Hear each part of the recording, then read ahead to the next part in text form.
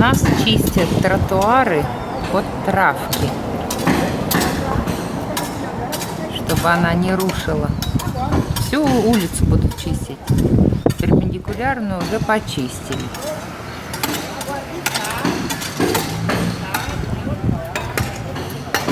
Когда ходила за бананами, все цветочки вырывают. Ну а дома стучат. Ремонт у нас.